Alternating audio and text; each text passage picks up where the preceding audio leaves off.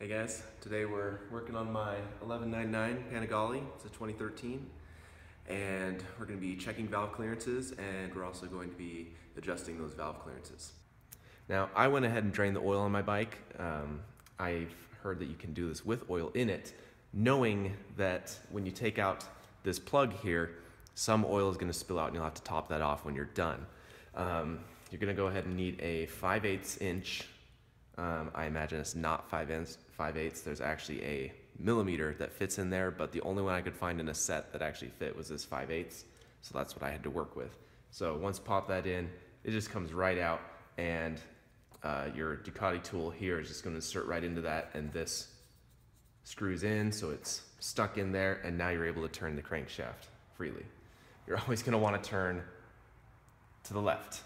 So counterclockwise. If you turn to the right, you're going to hear scraping and everything. It's not going to sound good. Just keep turning to the left. One thing you guys might notice, there's two different types. There's going to be one that's angled and one that's flat. It's not really going to matter which one you use. It's just user preference, whatever one is easy for you to get a hand on. I have two different ones because I bought this set, and the sizes stopped at 10.1, well, not 10, they stopped at 0.10 millimeters. And I needed smaller than that. So this second set I bought actually went down to 0.04. One thing you want to know is these things can get dirty. So clean them, put some oil on them. You don't want to be getting any dirt and grime in between here, because I mean, these are contact areas. You want to keep them as clean as possible. This is actually, these are both in a measurable position. It just says to measure it when they are at rest. So in other words, when they're not coming in contact with any of the shims. So if I go ahead and try, there's gonna be a point of measurement here and a point of measurement underneath. So we're gonna go ahead and try this one first because it's just easier to get to, and it's not going anywhere. I'm pressing on it, it's just not going. It's stopping. So I know that gap is smaller than 0.18 millimeters. So now it's just a process of elimination. You guys can just keep moving down sizes. I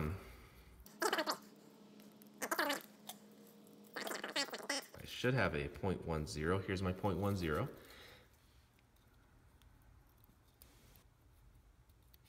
And it just barely makes it through, which is perfect. That's exactly where I wanted it to be, because the 0.08 to 0.13, I believe, is the operating clearance for this. So because I'm sitting right almost in this exact center of that operating range. And you guys will know, like, if it goes through and like feels kind of tight, I mean, I count it as being exactly that measurement. If it goes through pretty easily, but one little size up won't fit, then I'll mark it as a half increment between that. Okay, so this was the closing. This was the closing arm. So now we're gonna measure the opening rocker arm, which is this one right here. And to do that, you always, the manual says to always come from the outside. So if you were working on the other side of the cylinder, you'd be coming in, well, you guys can't really see it. Always come from the outside in. Now, I did do measurements coming from the inside on just right over here, because it was very hard with the air box in the way. Just don't attack things and scrape things up. So this one, let's start with a 0.08. I'm just gonna start with the small side this time. But it feels pretty tight, so I'm thinking this 0.18 won't go through. And it doesn't. So I know that it's between 0.15 and 0.18, but it was so tight on the 0.15 that I'm pretty positive that it's just a 0.15. And if I go back and check my measurements, I'm sure that that's what I actually wrote it as, and that is still within spec. So that's how you do it. It's that simple. So we would then measure this opening rocker arm, that closing rocker arm, and then the closing, the opening, the closing. And you do have to rotate, of course, because these ones are actually, this one's pressing straight down right now. So, I mean, you can't measure that. You want to make it so that these are not in contact with the shims or in rest position. All right, so here we have our old shim. And just do a quick math for you guys. The operation for the exhaust closing rocker arm is 0.08 millimeters to 0.13 millimeters. Okay? And we measured it at 0.175 millimeters. So that's no good. That's bad. Now, the checking range actually is, let's see, checking range is actually 0.08 to 0.18 millimeters. So when comparing that to the checking range versus operating range, we're still kind of in a safe operating parameter. So does it really need to be changed? Probably not. But since I cracked my engine open, I wasn't just going to not do anything. So I figured, what the heck, I can adjust it down to something so I'll be adjusting it to a 12.5, which will be in the operating range. Again, remembering you can only move, the SHIM measurements are only in increments of 0.05 millimeters. So this one measured at a 3.20 is what the SHIM is. Now this is obviously not 3.2 millimeters thick. It is much thicker than that if you measure it with a micrometer. It's going to be closer to 6 or 7-ish. Increase it by 0.05, that means we need a 3.25 millimeter. So that's our new SHIM that we need. And what do you know? I have it right here. 3.25. If you were to look at these, you have if I can see if I can get them lined up, you can barely tell that there's actually a difference between those two, because I don't even have them lined up correctly. So I mean, they're very close. Okay, now looking from your horizontal to your vertical cylinder, the cams are going to be aligned a little bit differently. You'll see that these ones are both almost flat, kind of pointing up in the middle, while the other ones are going to be more off canter. So don't worry about that. Your engine's supposed to look like that. They're not supposed to be completely symmetrical. Okay, so there's a flat edge right here that's got a hole in it. It's not there on any other sides when this is rotating around. So to know when you're in top dead center, while you're rotating, these will become flat. They'll both be flat. And that's where you want to stop. That's where your engine's in top dead center.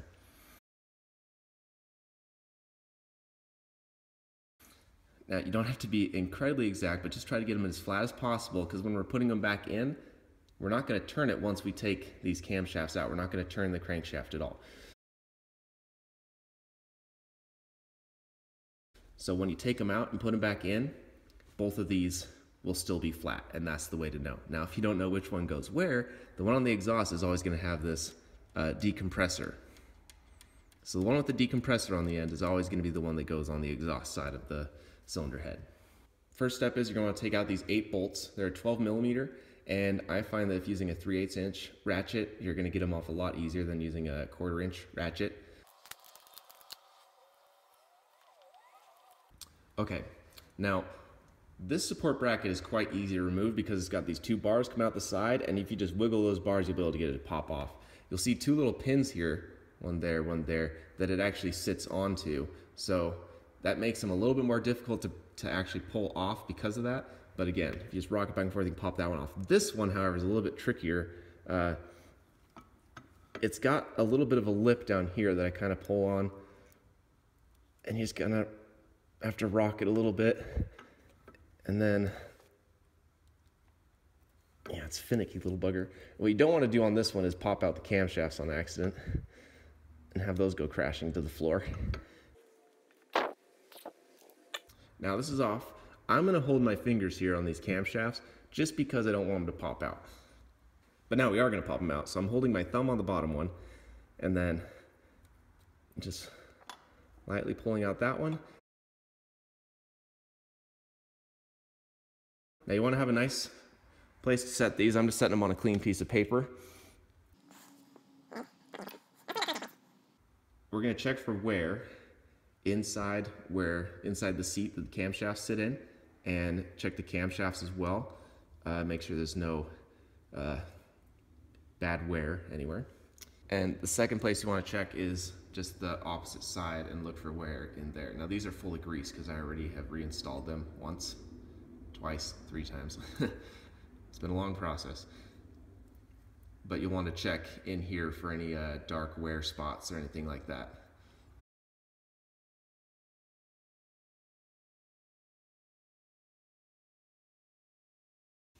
All right, so here's a close-up of our shims.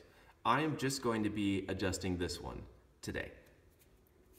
But adjusting this one should at least fill you in for the exhaust and for all the opening shims. So to get rid of the opening shim, all you have to do is just grab it. Sometimes they're a little slippery and hard to get off, but I mean, it just pulls right out. I mean, it just sits in there. So there you go. So you're gonna wanna put this in a bag marked for exactly where it is.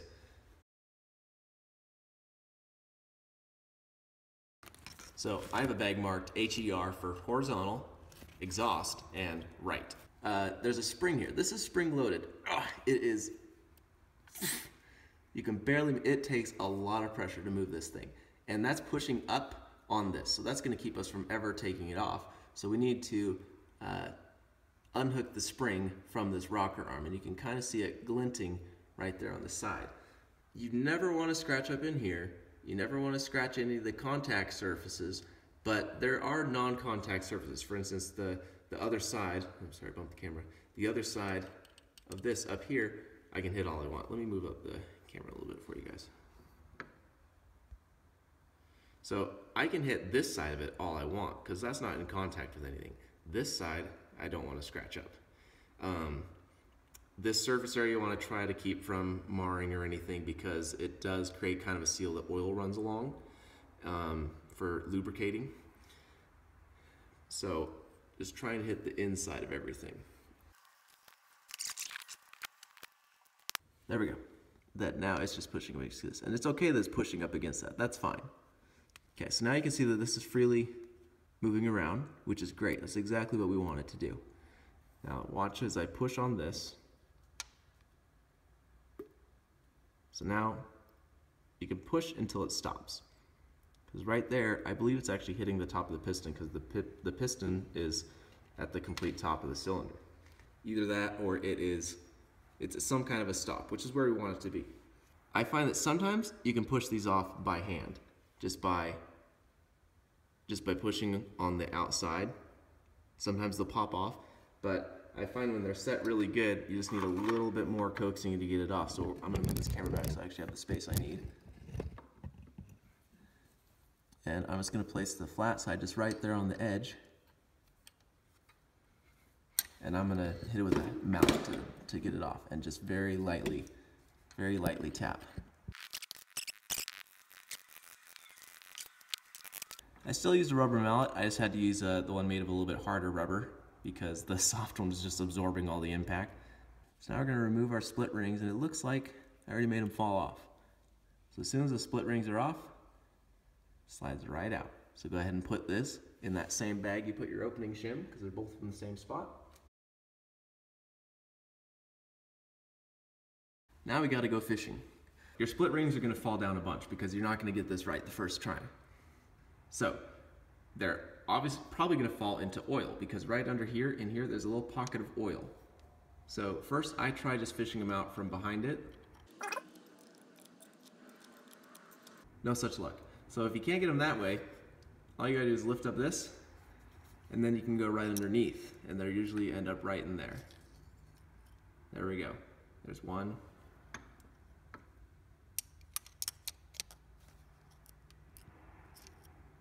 And there's the other one. And you're gonna wanna put those in the same bag. So first step is you're just gonna slide your shim back on, making sure that wider side is facing down. So now we're gonna put our split rings back on. This is a pain, because they like to fall off. And especially, it was actually quite easy on the vertical cylinder. It's just the horizontal cylinder was a bit tricky. And you just want them to set in that groove. Let me see if I can get one. I find that sometimes moving the shim back and forth as well. No, this one's just missing it.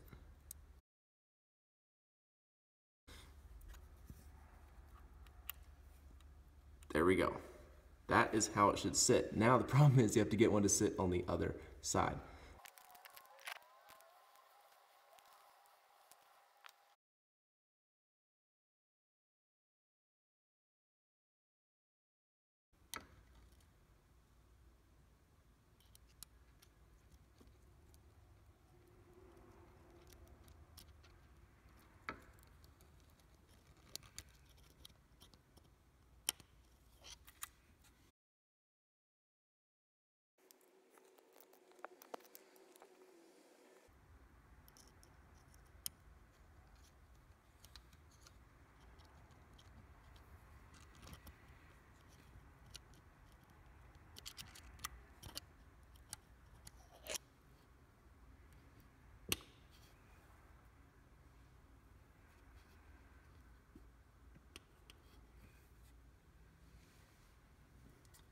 might have gotten it.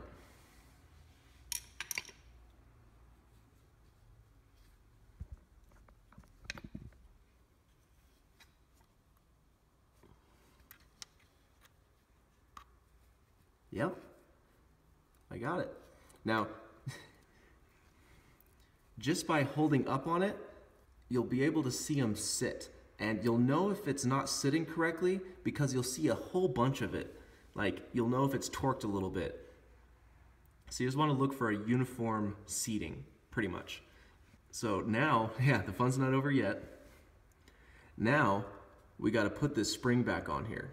And it's quite possible that while you're doing this, that those will fall off. Like that.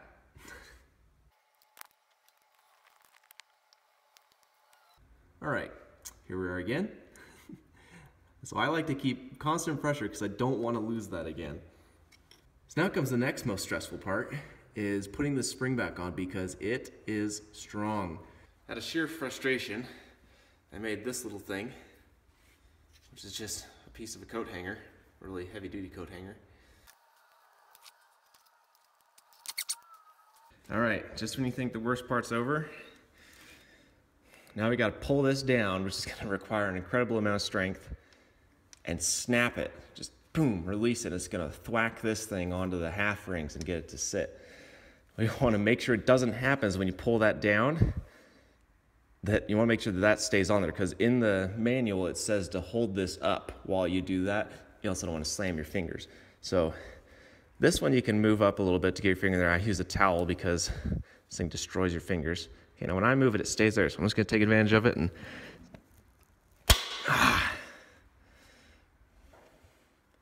so that should be set now.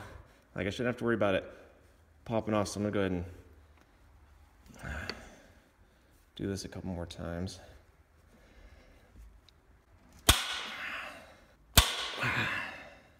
And again, you want to check and make sure that your rings are uniform inside there. If it's bulging or something, and it won't sit flush. It's going to say in the manual that to make them flush, but that's not possible. You don't make them flush. But they do feel pretty close to flush. If you feel a lot, like, just feel both of them. They should both feel relatively the same. If one feels a lot higher than the other, then it means you messed up on the rings on one of them, and you have to take the spring out. You have to do the whole process over again.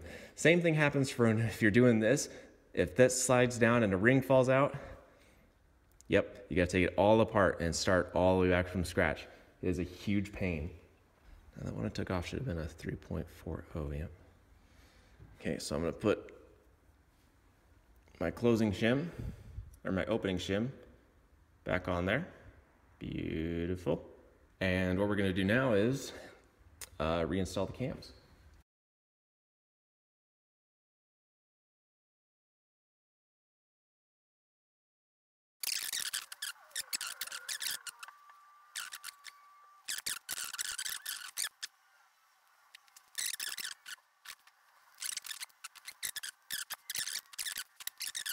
Make sure you put on your opening shims, because after you put that whole effort of putting that stupid spring and everything, you're so frustrated, you finally get it done, that you forget about everything else. You're kind of in your own celebration mode right there. So don't forget to put on the opening shims. And then from right here, check and make sure that those are flipped up. If they're hanging down here, just take that off, flip them up, put it back on.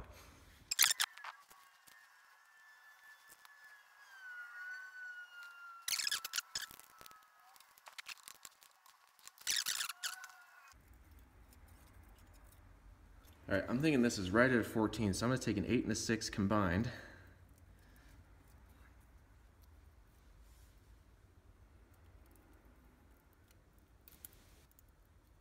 And that doesn't wanna go. So it's right at 13 and a half, I would say, because it fit pretty easily on the 13. So that's good.